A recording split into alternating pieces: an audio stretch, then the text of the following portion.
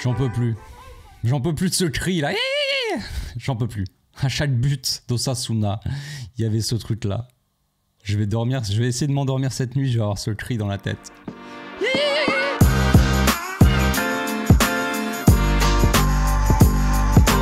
Au passage, n'hésite pas à nous rejoindre si c'est pas encore fait et à partager la chaîne autour de toi, ça fera plaisir à tonton.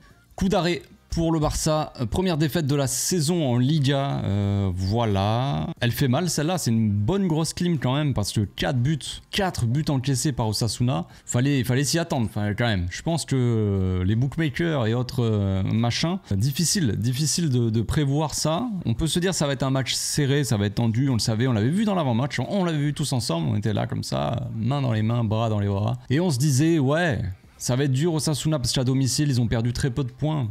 Ils ont gagné quasiment tous leurs matchs, un match de plus. Ils avaient fait un match nul, premier match de la saison, si je dis pas de bêtises, c'était contre l'Atlético Madrid peut-être, il me semble. Je crois, je sais plus, bref on s'en fout, mais en tout cas ils avaient, tu sentais qu'il y avait un Osasuna à l'extérieur qui avait perdu pas mal de points et un Osasuna à domicile. Et voilà. Donc là, ils étaient à domicile. C'est le match, le match qu'on a choisi, ce match-là, en tout cas le coach, pour faire tourner. Est-ce qu'il y avait trop de rotation? C'est la question qu'on s'est posée dans le live d'avant-match. Évidemment, quand on voit l'équipe, on voit Gérard Martin, on voit Ferran Torres, on voit Dominguez en défense, on voit Pablo Torre, Pau Victor, des noms qu'on a très peu vus cette saison, des remplaçants, des doublures, soit de luxe, soit des doublures tout court, ou alors des gens qui ne sont même pas censés être des doublures, tu vois. On ne sait pas trop quoi. Et puis Iñaki Okage évidemment, avec Christian qui n'est pas là, donc c'est une toute nouvelle équipe qui se présente ce soir contre Osasuna. Flick l'avait dit qu'il y aurait pas mal de rotations. Des joueurs qui ont beaucoup enchaîné, Nilo Martinez, Rafinha, Lamine Yamal évidemment. Des joueurs qui ont beaucoup donné, des joueurs qui sont ultra décisifs depuis le début de la saison. Nilo Martinez, ultra décisif parce que défensivement il est propre et puis parce que au niveau des relances aussi, du jeu de passe pour trouver des solutions. On en a parlé plusieurs fois ici, mais les défenseurs sont ultra utiles, ultra importants, fondamentaux pour cette équipe du Barça, de par leur passe. Parce qu'ils cassent les premières lignes, de pressing, c'est eux, c'est de eux que viennent toutes les actions quasiment du Barça. À chaque fois, ça part d'un défenseur. Bon, vous allez me dire, c'est normal, mais il pourrait y avoir un grand dégagement, mais ça part souvent d'un défenseur qui casse des lignes, qui fait une passe comme ça, qui va faire la différence au milieu, qui va trouver un joueur, qui va se retrouver seul. Et là, on va voir la lumière, quoi. Ça part souvent de ça. Et se passer d'un Iñigo Martinez face à une équipe d'Osasuna qui a quand même bien pressé et qui a été assez compacte, où on a eu du mal à jouer concrètement, eh bien c'est sûr qu'on peut dire qu'on en aurait eu besoin. Maintenant c'est ça, c'est faire la balance du risque ou pas, balance risque, les pour et les contre, quoi. C'était ça. Est-ce qu'il faut faire tourner maintenant ou est-ce qu'il faut faire un peu tourner contre les Young Boys? Les Young Boys, on les reçoit à la maison, donc bon, je suis pas sûr que les Young Boys de Berne soient plus difficile à jouer, mais peut-être que je me trompe, on verra bien, on préparera le match début de semaine, lundi, mais est-ce que c'est une équipe qui est plus compliquée à jouer à domicile que Osasuna à l'extérieur? Je ne pense pas, je ne crois pas.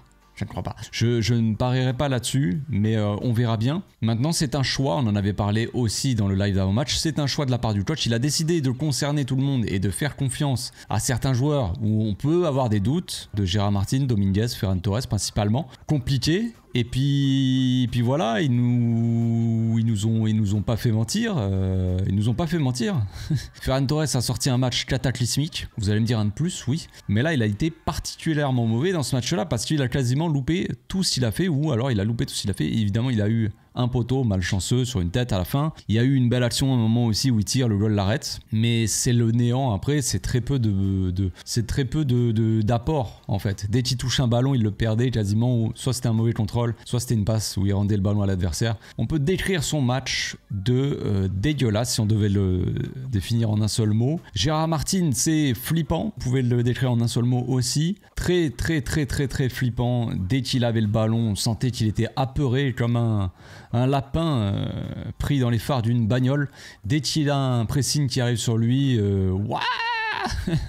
caca culotte directement. Donc évidemment, tu peux faire caca dans ta culotte quand tu es chez toi, que tu as 8 ans, 5 ans, 3 ans, que personne ne te regarde, peut aller avoir un petit moment de caca culotte, d'aller dans la cuisine, tu vois, tu allumes toutes les lumières parce que chez toi, tu sais jamais dans le noir, il peut y avoir un fantôme, quelque chose comme ça. Tu as le droit, Gérard Martin. Mais sur un terrain de football, comme ça, au niveau professionnel, tu n'as pas le droit de faire caca dans ta culotte devant tout le monde. Parce que ça se propage après. Les joueurs n'ont pas forcément confiance en toi, les joueurs perdent un petit peu de confiance autour de toi. C'est compliqué. Et puis rajouter à ça un Dominguez qui n'était pas forcément très serein non plus, ça faisait trop, ça faisait peut-être trop. Donc on s'est fait concrètement plus ou moins laver, on n'a pas reconnu ce Barça parce que le Barça de ce début de saison, le Barça de Flick, c'est une équipe qui presse, qui est très agressive, c'est une équipe qui ose avec le ballon casser des lignes, passer normalement par l'axe. On en a déjà parlé plusieurs fois de ce Barça-là, on a analysé à plusieurs moments dans la saison.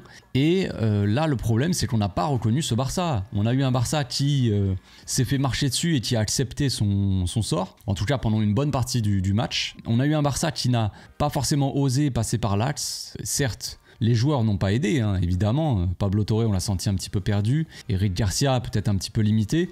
Au milieu de terrain, il n'y avait que Pedri. Il n'y avait que Pedri pendant 45 minutes au milieu où il faisait le jeu.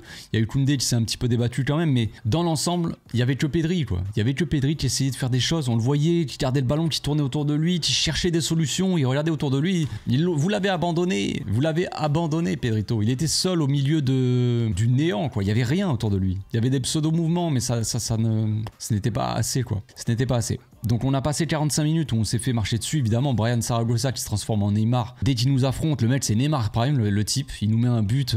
Bon, sur le deuxième but d'Osasuna quand même il y avait faute, hein. Les gars sur Pau Vitor. Il se prend un pisotone. Vous savez le fameux pisotone là où par exemple Ferran Torres avait fait un pisotone, il avait pris un carton rouge par exemple. Ce genre de truc là. Pisotone sur Pau Vitor. Contre-attaque d'Osasuna, il marque. Bon, c'est assez anecdotique.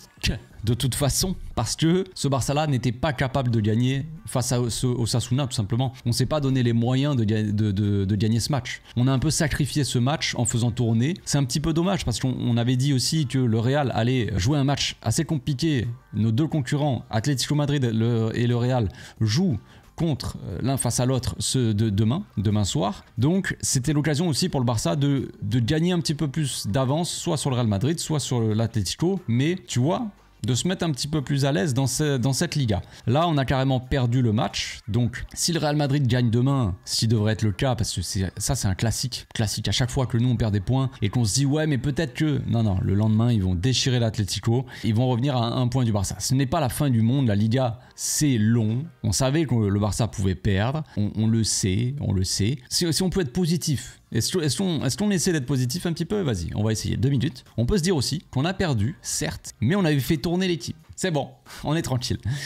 Non, mais on peut se dire que vaut mieux perdre avec cette équipe que perdre comme ça avec l'équipe titulaire. On est d'accord quand même. Mais quand même, cette défaite, elle fait mal au Derche parce que je pense qu'il y avait la place. Osasuna, c'était pas forcément une équipe à prendre à la légère. Je pense qu'on l'a un peu trop prise de haut et on s'en est mordu les doigts à la fin, quoi. Et on s'est fait bien fouetter les fesses, tout simplement. On s'est pris une bonne petite fessée, ça nous servira de leçon. Maintenant, on sait que les joueurs qui sont sur le terrain, les doublures là, les joueurs qui étaient sur le terrain ce soir, ben on sait que c'est compliqué, qu'on peut pas forcément compter sur eux. Tout simplement. On peut pas vraiment se passer de Lamine Yamal qui est rentré, bon, il a quand même offert un but à Osasuna. Dribbler devant sa surface, frérot, au bout d'un moment, je veux bien que tu dribbles, mais faut arrêter.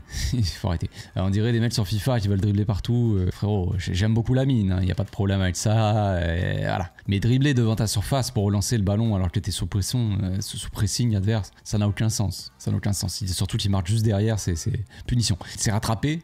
Après, il a mis un très beau but. Malheureusement pour lui, ce but restera anecdotique parce qu'on s'en fout un petit peu. Voilà, Lamine Yamal a mis un beau but, mais on s'est fait déchirer. Donc c'est dommage pour lui parce qu'on retiendra pas forcément ça. Pourtant, le gardien d'Osasuna, il avait fait des bonnes parades, mais il nous avait aussi offert un petit but. Pau Vitor qui tire, qui fait une passe au gardien et le gardien, je sais pas ce qu'il fout. C'est dommage parce que à 2-1, j'y croyais vraiment. Parce qu'en première mi-temps, on n'a pas joué. Comme je l'ai dit, l'équipe, elle était méconnaissable. Il y avait rien. On avait perdu notre football, c'est fini. Il n'y avait plus personne qui jouait. Dommage. Deuxième mi-temps, on revient avec de meilleures intentions. C'est un petit peu mieux. On arrive à mettre un but improbable, revenir à 2-1. Et là, je me suis dit, ouais, c'est peut-être possible, tu vois. Je sais pas si on va gagner ce match-là 3-2. Le mec naïf, tu sais. Mais peut-être qu'on va revenir à 2-2. Il y a moyen. On voit un Barça qui pousse, tout ça. Ça a duré quoi, 10 minutes. Puis après, on a arrêté. On a arrêté de jouer. Et puis, on s'est fait marcher dessus, quoi. Donc, il faudra retenir cette leçon. Comme je l'ai dit, des défaites, il y en aura encore dans la saison. Maintenant, peut-être que on a joué un petit peu trop avec le feu. Et peut-être qu'on a pris de haut un petit peu trop cette équipe d'Osasuna. Peut-être qu'on a choisi de sacrifier ce match pour avoir une équipe meilleure contre les Young Boys, sachant qu'on a perdu le premier match contre Monaco. Ce sont des choix. Ce sont des choix qui n'ont pas payé. On peut dire que c'est des mauvais choix, on peut dire que c'est des bons choix. Ça dépend comment on voit les choses. On peut se dire que par rapport à la gestion de l'équipe, ce sont des bons choix. Par rapport aux résultats, ce sont des mauvais choix. Mais en tout cas, ce sont des choix. Des choix qui n'ont pas payé malheureusement. C'est la vida. Demain, on fera une petite FAQ. Voilà, pas d'analyse. Et puis voilà. Bonne soirée à tous.